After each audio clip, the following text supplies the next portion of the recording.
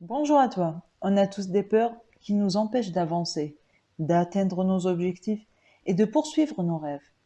Si tu es dans ce cas, je te propose d'écouter ce podcast qui te permettra d'affronter tes peurs. Bonjour, bienvenue au podcast de Balancing Life qui va t'aider à trouver ton chemin vers une vie plus saine et équilibrée grâce à l'approche holistique et au développement personnel. Je te propose chaque semaine des outils pour améliorer ton quotidien et rester en équilibre. Ensemble, nous parviendrons à réussir et à construire un monde plus sain et en parfaite harmonie. Bonjour, très ravi de te retrouver après 2 mois d'arrêt. Si tu ne me suis pas sur Instagram ou Facebook, j'imagine que tu ne connais pas les causes de cette absence. J'ai effectivement décidé de prendre une pause pour mettre en place une stratégie et me former sur le podcasting, car j'ai beaucoup apprécié les 2 mois où j'ai partagé avec toi ces quelques épisodes. Et d'autre part, l'une de mes valeurs est l'amélioration. Donc je devais être en alignement avec cette valeur. Et surtout, pour pouvoir t'offrir à chaque fois de belles choses et toujours davantage. Et j'imagine que tu n'es pas au courant de la surprise que je t'ai préparée pour mon retour. J'ai mis en place des livrets notes en PDF gratuits dans lequel tu pourras faire tes exercices le même jour où tu vas écouter le podcast. Et tu pourras ainsi le garder sur ton ordinateur ou sur un cloud. Une façon pour moi de protéger l'environnement. Mais tu peux aussi imprimer le document si cela t'arrange le plus. Afin d'avoir accès au livret notes, je t'invite à t'inscrire dans ma newsletter. Tu trouveras les liens dans la bio de cet épisode. Tu recevras chaque semaine ton livret de notes avec l'épisode. Passons maintenant au sujet du jour, qui est la peur. La peur est une émotion très forte, qui fait partie des émotions primaires, comme la colère, la tristesse et l'amour. Elle touche tout être vivant, qu'importe son âge, son sexe, son statut dans la société et son niveau intellectuel ou spirituel. La peur est un signal d'alarme émotionnel qui ne se contrôle pas. C'est grâce à cette émotion que tu n'auras le réflexe de fuir ou d'agir en cas de danger. La peur peut engendrer plusieurs sensations, telles l'hésitation, le stress, l'anxiété, la panique et la crise d'angoisse, à des degrés différents en fonction de la personne.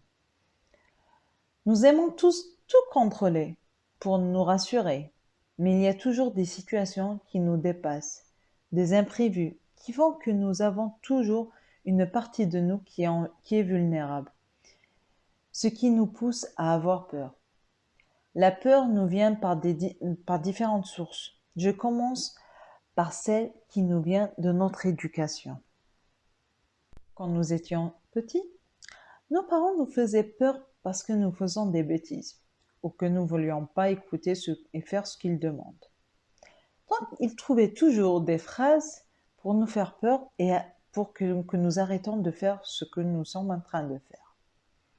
J'entends très souvent des parents dire à leur enfant: tu vas arrêter, sinon je vais dire au policier. Il va te mettre en prison. Ou il va te taper. Tu vas me dire, comment cette menace peut-elle devenir une peur?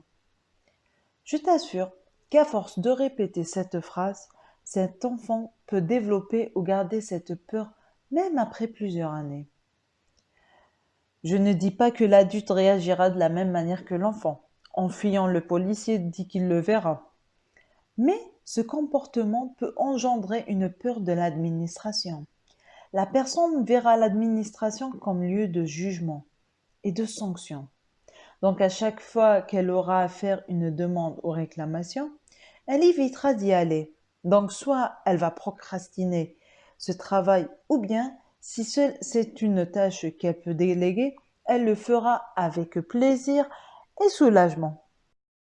Une autre manière de développer la peur sont les fausses croyances. Ces croyances viennent souvent des rumeurs, d'une ancienne croyance que nous ont laissé nos ancêtres, d'informations erronées, que nous pouvons avoir par ici et par là. Il y a très peu de temps, les gens identifiaient les hommes barbus comme étant des terroristes. Les personnes évitaient de leur parler. les éviter carrément, et paniquer quand il se retrouve avec eux dans un lieu fermé comme les aéroports. Et quand ils voyaient leur fils, mari ou ami porter une barbe, ils commençaient à paniquer, car pour eux, barbe voulait dire terroriste. Heureusement qu'il y a eu cette vague de mode qui a enlevé cette croyance. Tu as aussi la peur de l'inconnu, qui nous vient de notre imagination et de nos pensées négatives. Le meilleur exemple que je puisse donner ici, je pense, serait la peur de l'amour ou de l'union. Souvent, je vois des jeunes femmes et des jeunes hommes chercher l'amour et puis lorsqu'ils pensent l'avoir trouvé, ils refusent de passer à l'action. Ou bien il y a d'autres qui abandonnent et arrêtent de chercher, ou bien qui ne donnent même plus la chance à l'amour de venir à eux. Car ils ont peur de l'inconnu, peur de l'autre. Leurs phrases négatives sont souvent: imagine si je me trompe, imagine s'il m'arrive comme telle personne, je suis trop moche ou trop gros, personne ne m'aimera ou m'acceptera. Et tu as la peur qui nous vient suite à une mauvaise expérience. Cette peur nous vient généralement si nous avions été blessés émotionnellement suite à un événement ou une tragédie. Je vais prendre l'exemple qui peut nous toucher, nous les femmes, mais elle peut aussi toucher les conjoints. Je parle des fausses couches. Déjà que nous avons toute cette peur dès qu'on sait que nous sommes enceintes, de comment sera la grossesse, de l'accouchement, de si nous serons de bonnes mères, et aussi des risques de fausses couches ou de mort de bébé. Cette peur s'intensifie encore plus si cela arrive. Il y a même eu des couples qui n'arrivent plus à concevoir ou tardent à cause de cette peur.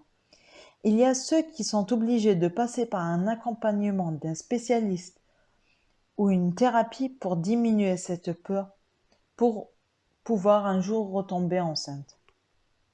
Et enfin, tu as la peur parce que tu ne te fais pas assez confiance, parce que tu manques de confiance en toi.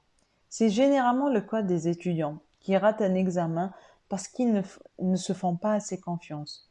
Même si lors des révisions, ils se sont sentis confiants, mais au moment de l'examen, il y a eu cette petite voix ou bien ce doute qui fait qu'il a raté son examen. Je me rappelle, quand j'étais plus jeune, j'adorais les maths. Mais à un moment, je ne sais plus ce qui m'est arrivé. Je flippais à chaque examen. Je me souviens avoir plusieurs fois fait mes exercices justes. Mais à la dernière minute, je refaisais l'exercice et je perdais plusieurs points à cause de cette peur. Il y a dans la peur un côté positif et l'autre négatif. Le côté positif se trouve déjà dans notre instinct à nous protéger contre le danger ou le risque. Imagine si nous n'avions pas peur de tomber malade. Nous ne ferons jamais attention au changement de climat. Nous ne vaccinerons pas. Nous mangerons n'importe quoi et nous buvrons n'importe quelle eau ou substance liquide qu'on trouve dans notre chemin. Toujours dans le cas positif, la peur peut, peut nous pousser à être meilleurs, à nous dépasser sur le côté physique et psychologique ou intellectuel. Imagine si tu te retrouves face à face avec un chien et que le seul moyen de t'en sortir est de courir 500 mètres pour grimper un mur ou rentrer chez toi. Tu vas courir comme jamais tu ne l'as fait, même si tu n'es pas sportif à la base. J'ai connu des personnes qui se sont dépassées côté études et révision juste parce qu'ils devaient se classer parmi les 5 meilleurs de la promotion pour faire la spécialité qu'ils souhaitaient, sachant qu'au départ, ils n'avaient pas les prérequis pour se retrouver parmi les 5 meilleurs. Pour ce qui est du côté négatif de la peur, tu as cette peur qui nous bloque, qui nous freine, qui nous empêche d'atteindre nos objectifs et poursuivre nos rêves, parce que nous avons peur des autres, de nous-mêmes, de ce qui peut nous arriver, du succès, de la défaite. Et pour ce type de peur, il faudra travailler dessus, mais doucement, sans se brusquer et d'essayer d'éliminer tous nos peurs en même temps. Afin de dépasser ces peurs négatives, je te propose de passer à l'exercice du jour. Comme à chaque fois, je te demande de prendre de quoi noter. Donc prends ton carnet et stylo ou ton livret notes. Commence par tracer un tableau où tu mettras 6 colonnes. Et si tu es sur ton livret notes, tu as déjà le tableau. Il suffit de le remplir. Sur la première colonne, tu vas noter tous tes objectifs et rêves que tu n'arrives pas à atteindre à cause des peurs que tu as. Par exemple, pour ma part, je noterai, pour le cas des objectifs, me lancer dans un projet personnel. Et pour ce qui est de mes rêves, je mettrai déménager dans une ville côtière loin des grandes villes. Dans la deuxième colonne, tu vas mettre là où les peurs qui t'empêchent d'atteindre tes objectifs ou tes rêves. Si je reprends mes deux exemples, pour le lancement dans le projet personnel, je mettrai déséquilibre financier, car pour moi, si je me lance dans un projet et que j'arrête de travailler, je risque de me retrouver au chômage pendant quelques temps et de ne pas avoir la vie que je mène actuellement. Puis, pour ce qui est de mon rêve de vivre dans une ville côtière, je mettrai ma peur, on va dire, je noterai la peur qui est me retrouver seule, loin de ma famille et de mes amis. Tu noteras dans la troisième colonne l'intensité de ta peur. Tu notes entre 1 à 5. Le chiffre 1 signifiera que ta peur n'est pas du tout significative. Par exemple, une peur de l'obscurité. 3 moyennes, comme une peur des cafards. Et 5, c'est, on va dire, la peur la plus intense, par exemple, la peur de mourir. Si je reprends mes deux exemples, pour la peur du déséquilibre financier, je la noterai par un 4. Et le fait de me retrouver seule sans famille, je mettrai la note de 3. À la quatrième colonne, tu vas noter le niveau d'importance de ton objectif ou ton rêve. Pareil que tout à l'heure, tu vas noter de 1 à 5. 1 qui signifie que cet objectif ou le rêve n'est pas très important pour ton épanouissement ou qui peut attendre dans le temps. Et 5 signifie que c'est une urgence et que tu dois impérativement le réaliser. Donc si je reprends mes deux exemples, je noterai mon objectif de me lancer dans un projet personnel 5. Car pour moi, ce projet va me permettre d'être en alignement avec mes valeurs. Et pour mon rêve de déménager dans une ville côtière, je la noterai 2. Car ce n'est pas une urgence, mais juste un rêve. La cinquième colonne, tu vas classer tes peurs et cela en prenant en considération l'urgence et l'intensité de la peur. Je te recommande de commencer par les objectifs ou les rêves qui sont les plus importants pour toi et que l'intensité de la peur n'est pas très forte. Par exemple, si tu as noté une peur à 1 et ton objectif à 5, tu le prendras en premier lieu. Ainsi, tu pourras facilement dépasser tes peurs, puis tu vas augmenter à chaque fois l'intensité de ta peur tout en prenant en considération les objectifs prioritaires. Pour ma part, vu que j'ai noté mon objectif de lancement à 4 et 5 et mon rêve de déménager 3 et 2, je commencerai par le projet de lancement vu son importance. Après avoir classé tes peurs, il te reste de mettre en place des actions qui vont te permettre de dépasser cette peur.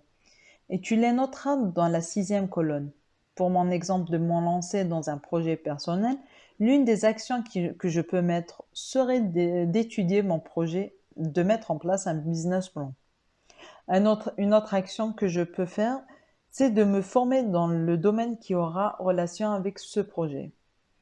Tu peux aussi noter quand est-ce que tu vas commencer cette action et quand est-ce que tu vas la finir afin de te donner un temps bien précis et ne pas procrastiner un autre jour. Je te dirais qu'il suffit juste de passer à l'action afin d'affronter un jour ou l'autre cette peur. Il suffit juste de passer le premier pas pour te faire confiance et aller au-delà.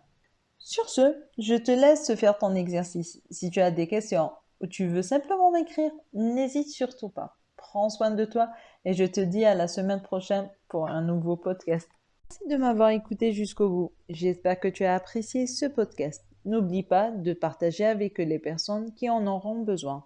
N'hésite pas à t'abonner ici et sur mon compte Instagram et Facebook où je partage d'autres informations qui peuvent t'aider.